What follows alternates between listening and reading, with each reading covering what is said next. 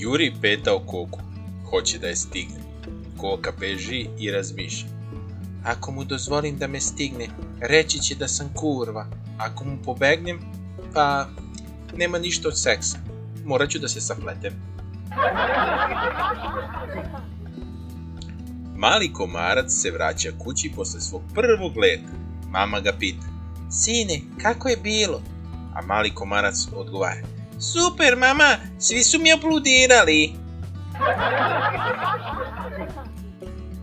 Dođe zmaj u tatu studio i pita ga tatu majstor. Šta ćemo za tebe, zmaju? A zmaj kaže. Može jednog seljačinu na rame.